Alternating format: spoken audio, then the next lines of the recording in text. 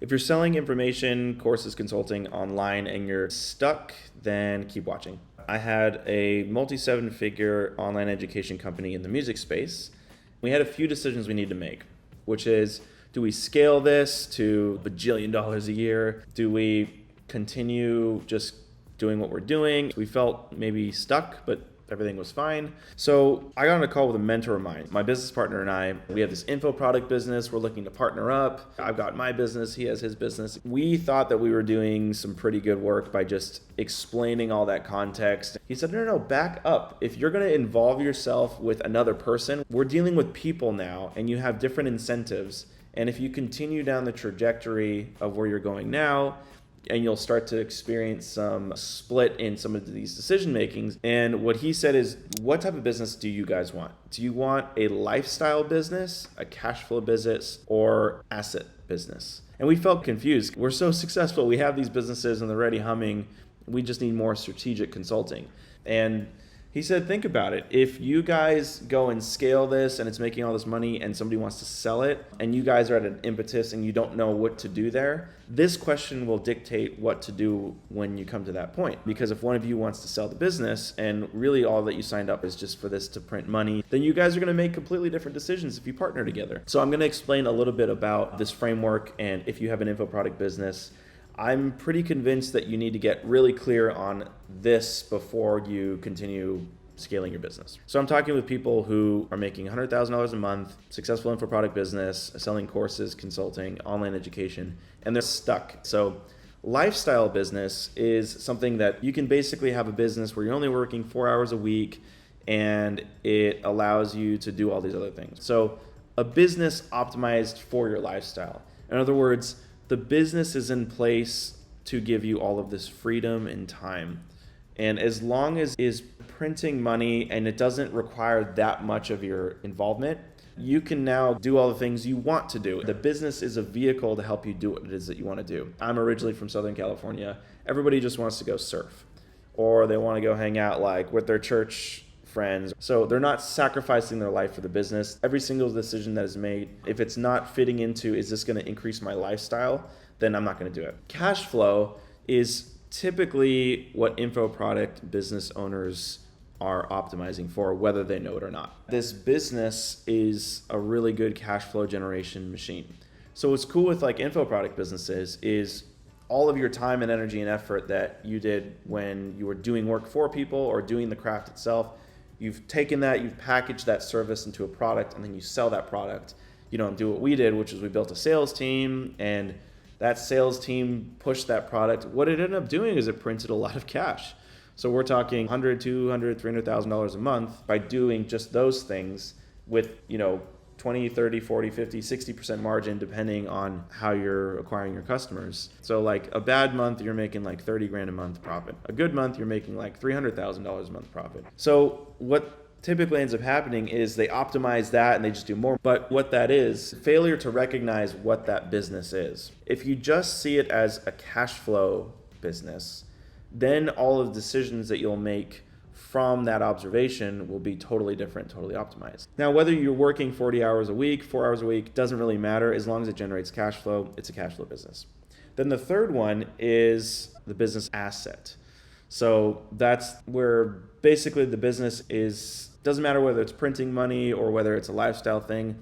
Ultimately, you're going to try to sell this, or it has intrinsic value outside of the money that it brings. So those are sort of the three different types of businesses, generally speaking, when you're like an entrepreneur or a founder or anything like that. Now, if you want your info product business to be optimized for yourself, you need to get clear on one of those three things.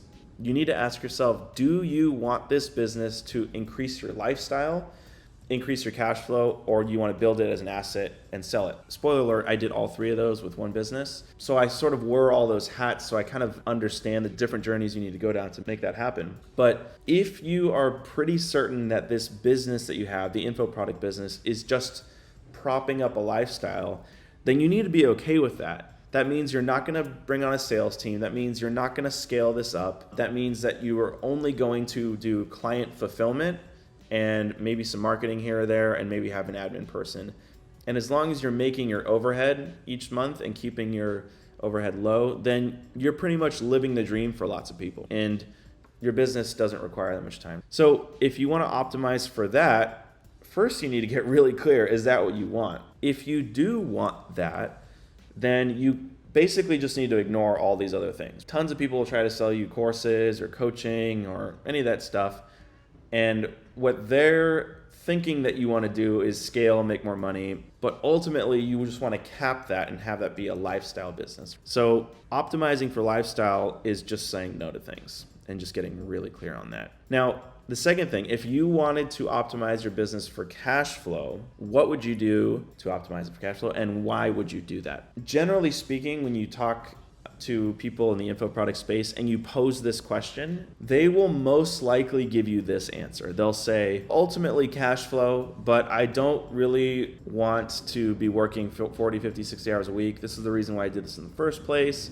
So a little bit of lifestyle. So somewhere in between lifestyle and cash flow. And then, yeah, if it builds and if it scales and we can ultimately sell it, that would be cool. What they're basically saying is, I want everything. And so you have to get extremely clear on the thing that you want. So let's ignore lifestyle. Let's just look at this as cash flow. The most important thing in order to generate cash flow is just bottom line profit. So I remember when my business partner and I were looking at our business and we didn't know what to do with it. We were making decisions moving forward and we didn't know why we were making these decisions. And we were making decisions around like our team and optimizing the team. We weren't ultimately clear on this. Do we want to sell this company? Do we want to just generate cash flow? For whatever reason, I just had the intuition to say, okay, I think this business, the number one KPI, key performance indicator, is cash flow, like bottom line profit. So I was just looking at all of our staff and all the revenue we were generating, and we were building this huge company with lots of infrastructure. We weren't really doing much. We were sort of stepping out. These were lifestyle businesses a little bit at the time. We were generating so much revenue that it became sort of this asset. The problem was that I didn't see this business at the time as a cash flow generating machine. But once we got together and we realized that, we said, oh, there's no reason for us to reinvest back into the business if we're not ultimately selling this. So why don't we just optimize for bottom line profit? So that meant that we needed to cut the team. We needed to generate different ways to acquire customers so our customer acquisition cost went down and focus on bottom line profit.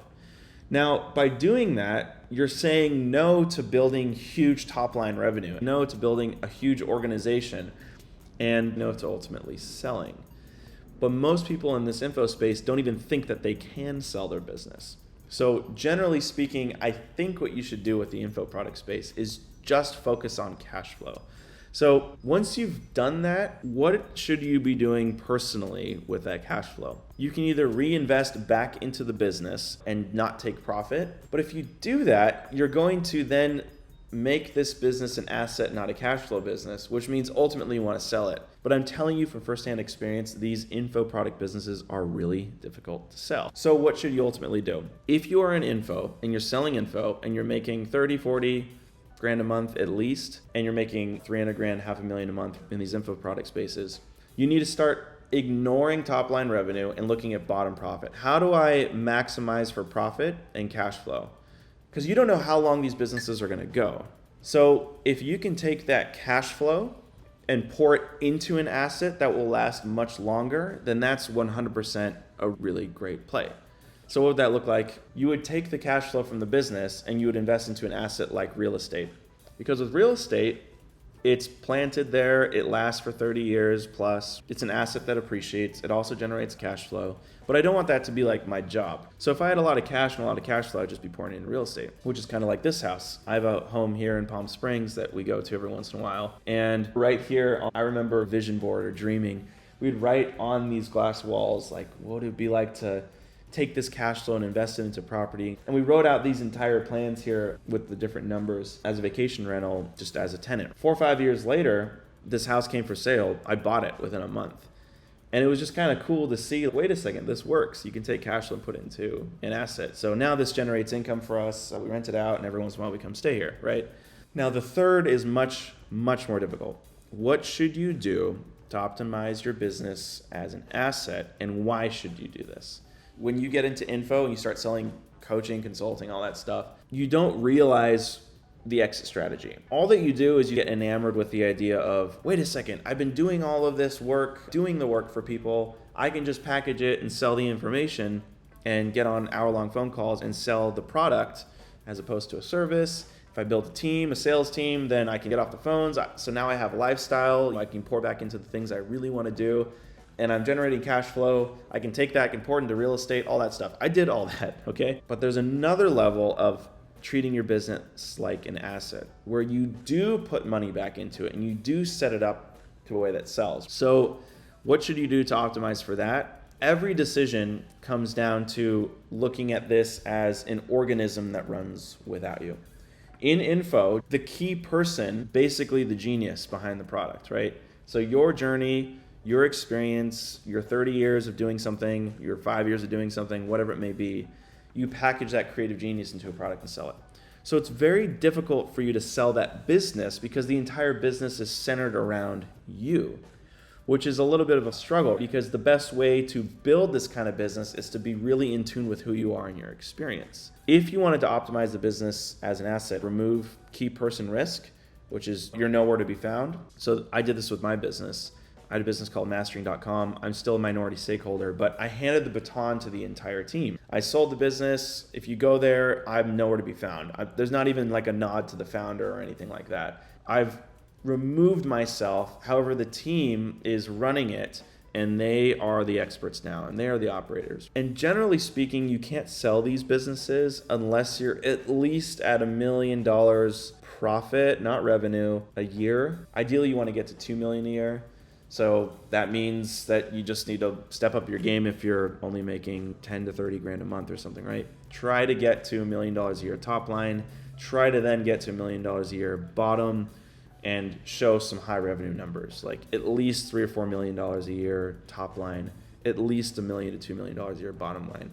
And then you need different customer acquisition strategies, organic, ad, and then you need multiple products, right? Instead of one product, one funnel, you need multiple products. How do you get your team dialed in to where they're compensated? When you sell this, they can just run with it. So there's so many things that you need to do for that, but why would you do that? Ultimately, these products that we're making, or should I say these businesses that we're making, they're difficult to sell, but they're generating so much cash flow. And if you can exit in a way that you can get your lifestyle back, and you've taken the cash flow on your journey and invested into real estate and cash out at the end of your journey by selling your business, then you kind of done all three. So there's a huge benefit to that because you can sort of exit for profit, and that's super cool. I think everybody has like the dream of selling their business. Now, when I think about this, I think about the different businesses I've had or the journey that I've been on. Now I can look back and I know which one I was in, lifestyle, cash flow, or asset. With my online done-for-you mixing and mastering business, that was totally a lifestyle business. I had a couple engineers working for me. I didn't really work much. I had a VA, virtual assistant. I didn't really do much work, and that was humming along. But the issue was I liked my business, and I didn't want to just have my lifestyle. So that was like the one sort of experience I had of the 4-hour work week. And then when I was doing the info product business, that was just cash flow, like all day, every day. And I'm thankful that I had the intuition to optimize for cash flow, take that cash flow, invest it in real estate, which are assets that now replace that cash flow, but truly passively. That was like a really cool experience and journey to go through. And then ultimately when I made the decision to sell the business, we went through this whole rigmarole of how do you turn this cash flowing business into an asset? And that was difficult because I had to hire like bankers and lawyers and accountants and all these people to help with that. But ultimately got to the place where it was sellable and was able to exit for profit there. And now that I help other info product owners, I think people ask questions like, should I hire a sales team? Should I change my VSL? Should I change this ad? What I love to do is just zoom way out and go, hold on, what are you optimizing for? Do you want this to be lifestyle, cash flow, or asset? And again, generally speaking, people will say, ultimately cash flow, but I don't want to work that much, and it would be cool if I sold it, which is a non-answer. You need to get really clear on one of those. If it's lifestyle, it's like, cut out all this stuff, just focus on this, and optimize your lifestyle. If it's cash flow, forget the idea of selling, forget like that you're only gonna be working 4 hours a week, optimize for cash flow, take that cash flow, pour it into assets because you don't know how long this journey is going to end, right? Asset, it's sacrifice your lifestyle, sacrifice lots of things, pour into this business, increase top line, bottom line, and ultimately hire bankers, lawyers, accountants to exit the business, reverse engineer from there. And those three businesses will look dramatically different. Big team, small team, VSL funnel, group funnel, all that stuff. If you're not clear on what it is that you want to build, then all of those decisions will feel like you're just falling forward and it'll feel very scary and bad. That's it for this video. If you're thinking about all this and you're in info, then I think you need to get really clear on what type of business do you want to build. And again, be humble about it. Clear on what it is that you want to build. I got taken back because wait a second, I've already built this, I've optimized this, and all my ego got in the way. But if you have a business generating 100 grand a month, you need to take a step back and go, what do I actually want to build? In info, that's the easy part. The difficult part is what next? And I think that if you think through this framework, it'll help you do that. So I will see you in the next one, and do all of that cool stuff, like, subscribe, hit the notification bell. I'll see you in the next one.